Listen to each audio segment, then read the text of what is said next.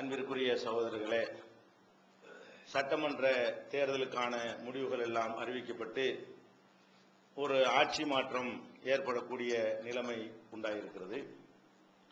இதை பொறுத்தவரை தமிழகத்தில் இருக்கிற எந்த ஒரு அமைப்பை, எந்த ஒரு கட்சியை எடுத்துக்கொண்டாலும் இந்த முடிவினால் பலருக்கு சந்தோஷமாக இருக்கும், பலருக்கு அதிர்ச்சியாகவும் கவலையாகவும் இருக்கும். ஒரு சாரார் சந்தோஷப்படுவார்கள், ஒரு சாரார் அதிர்ச்சியில கவலை அடைவார்கள். ஆனால் நம்மை பொறுத்தவரை, குறிப்பாக தமிழ்நாடு தௌஹீத் ஜமாத்தை பொறுத்த வரைக்கும் இதெல்லாம் எந்த ஒரு கடுகளவு ஒரு சந்தோஷத்தையும் ஏற்படுத்தாது, கடுகளவு பாதிப்பையும் ஏற்படுத்தாது. ஏன், நாம ஒரு நோக்கத்திற்காக வேண்டி ஒரு முடிவை எடுப்போம். முடிவு என்ன மாதிரி வந்தாலும் சரி, தேர்தல் உறவு தேர்தலோடு போய்விட்டது.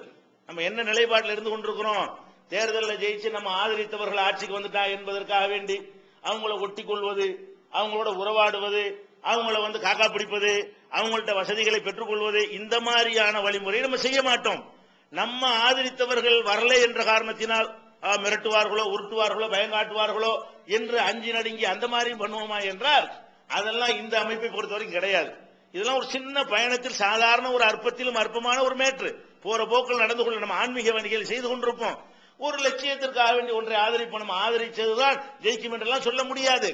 இதுல நம்ம என்ன கவனிக்கணும், இந்த தௌஹீத் ஜமாத்தை பொறுத்த வரைக்கும் சென்ற தேர்தலில் ஒருத்தருக்கு நம்ம ஆதரிச்சோம். ஆதரித்தவர்கள் ஆளுங்கட்சியில் இருந்தார்கள்.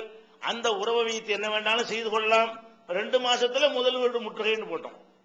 தௌஹீத் ஜமாத்தை பொறுத்த வரைக்கும் யாரா இருந்தாலும் சரிதான், நீங்கள் ஆதரித்தவர்கள் ஜெயிச்சாலும் சரிதான், எதிர்த்தவர்கள் ஜெயித்தாலும் சரிதான், போராடித்தான் உரிமையை பெறணும். யாரா இருந்தாலும் தட்டில் வச்சுக்கொண்டா தரவே மாட்டார்கள். யார் ஜெயிச்சு இருந்தாலும் இந்த இடஒதுக்கீடு அதிகப்படுத்துவதாக சொன்னார்களே, அவங்க ஜெயிச்சு இருந்தால் மாத்திரம் நம்ம சந்தோஷமாப்பட்டிருப்போம். அதை வாங்குறதுக்கும் ரோட்ல தான் இறங்க போறோம், இறங்கி இருப்போம். அதை வாங்குவதற்கும் போராடித்தான் ஆகணும். போராட்டத்தின் மூலமாகத்தான் நம்ம எல்லாத்தையும் செய்ய முடியுமே தவிர யாரும் நம்மளை தூக்கி நிறுத்திடுவாங்க என்று நம்ம என்ன செய்ய முடியாது, நினைக்க முடியாது. நம்ம ஆதரித்தவர்கள் இன்றைக்கு தோற்று போய் மற்றவங்க ஆட்சிக்கு வர்ற ஒரு நிலைமை உண்டாகிவிட்டது என்று சொன்னால் அது கடுகளை கூட நம்மை பாதிக்காது. நம்மளை யாரும் அழித்து விட முடியாது, நம்மளை நசுக்க முடியாது, நம்மளை மிரட்ட முடியாது. மிரட்ட நம்ம பயப்பட போறதும் இல்லை. நம்ம எப்போதும் ஒரே மாதிரியா நம்முடைய நிலைப்பாடு என்ன செய்யும், தௌஹீத் ஜமாத்தை பொறுத்த வரைக்கும் முஸ்லிம்கள் அப்படிதான் இருக்க வேண்டும். இந்த அரசியல் என்பதில் இதிலே போய் முற்றாக மூழ்கி போய் இதுதான் கதிண்டு ஆகி இது கொடுத்தவன அப்படி இடிஞ்சு போய் உட்கார்ந்தவனா இருக்காங்க. நம்ம பார்க்க நினைச்சது சூறு திங்காம இருக்க. நம்ம தான் ஒழுங்கா ராத்திரியும் தூங்கிட்டு வந்தோம், இந்த ராத்திரி நம்ம தான் தூங்குவோம்.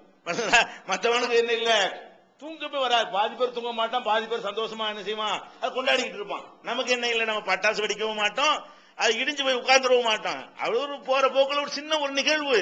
இதெல்லாம் ஒரு பெரிய தலைகீழா யார் வந்தாலும் புரண்டு விட போவது கிடையாது.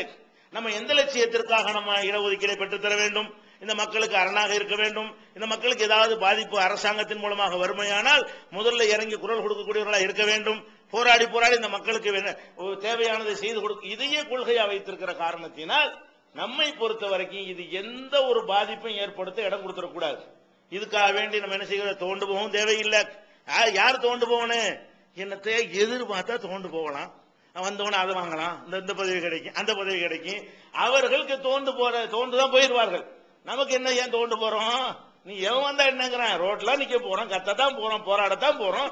ஒவ்வொரு தடவை யார் ஆட்சிக்கு வந்தாலும் போராடாம இருந்திருக்குமா, எந்த ஆட்சியிலையாவது போராடாம இருந்திருக்குமா, எந்த ஆட்சியில் நடந்த எந்த ஒரு தப்பையாவது கண்டிக்காம இருந்திருக்கிறோமா, எந்த ஆட்சியில் நடந்த எந்த ஒரு தவறையாவது நியாயப்படுத்தி முட்டு கொடுத்திருக்கிறோமா, அவங்களுக்கு எல்லா வகையான தப்புகளுக்கும் சப்போர்ட்டா இருந்திருக்கிறோமா?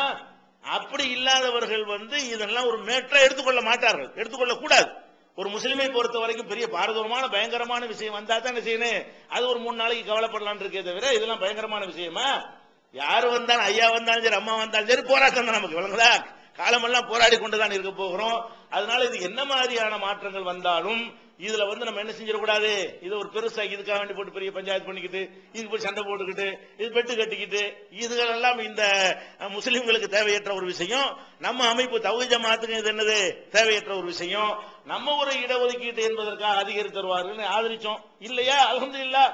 அதனிடத்தில் விட்டுருவோம் அந்த கொள்கையை. யாரு பிரச்சாரத்தில் சொன்னாங்களோ தாங்கன்னு போராட்டத்தான் போறோம், கேட்கத்தான் போறோம். அதை வலியுறுத்தி கொண்டுதான் இருப்போம். யாரு வந்தாலும் வலியுறுத்தி கொண்டுதான் இருப்போம். நம்முடைய கோரிக்கைகள்ல இருந்து நம்ம பின்வாங்க போறதில்ல, நம்முடைய பிரச்சாரத்தில் பின்வாங்க போறதில்ல, நம்முடைய நிலைப்பாடுகளை மாற்றிக்கொள்ள போவது கிடையாது. இவங்க ஆதரிக்கல என்பதற்காக நசுக்குவதற்கு வந்தார்கள் என்று சொன்னா எகிரி நின்று என்ன செய்வோம், அதை ஃபேஸ் பண்ணக்கூடியவர்களாக இருப்போமே தவிர அடங்கி உடங்கி பயந்து விடக்கூடியவர்களாக அன்னைக்கு இருந்ததில்லை, இன்றைக்கு இருந்ததில்லை. அதாவது நம்ம ஆதரித்தவர்கள் ஆட்சிக்கு வந்து விட்டால் கூளை கும்பிடும் போட மாட்டோம். எதிர்த்தவர்கள் ஆட்சிக்கு வந்துட்டார்கள் என்று சொன்னால் மிரண்டு உருண்டு அடங்கி ஒடுங்கி பயந்து அந்த மாதிரி நம்ம என்ன செய்ய மாட்டோம். ஒரே மாதிரி போய்கிட்டு இருக்கணும். எப்போ என்ன செய்யணும், எவன வந்துட்டு போங்கடா, நாங்க பாட்டு எங்களுக்குன்னு ஒரு தனி பாதை இருக்கிறது, எங்களுக்குன்னு ஒரு தனி ரூட் இருக்கிறது, என்ன நம்ம போய் கொண்டிருக்க வேண்டும். இந்த மாதிரி இதை எடுத்துக்கொண்டோமே ஆனால் இது ஒரு பெரிய நமக்கெல்லாம் என்ன செய்யாது, அது ஏற்படுத்தல. கொள்கைவாதிகள் யாருக்கு இது என்ன செய்யல, இந்த மாதிரி முடிவுகள் அவங்க ஜெயிச்சிருந்தாலும் நம்மளுக்கு வந்து ஒரு ஆணவம் வந்திருக்காது, அவங்க ஜெயிச்சிருந்தாலும் அதிர்ச்சி வந்திருக்காது. இந்த மாதிரி தான் நம்ம என்ன செய்யணும், தேர்தல் முடிவுகளை முன்னரும் எடுத்துக்கொண்டிருக்கிறோம், இப்போ எடுக்கணும். இனி வரும் காலத்திலும் இதுக்கு இந்த அளவு தான் முக்கியத்துவம் கொடுக்க வேண்டும் என்பதை உங்கள் கவனத்தில் வைத்துக் கொள்ள வேண்டும். அஸ்ஸலாமு அலைக்கும்.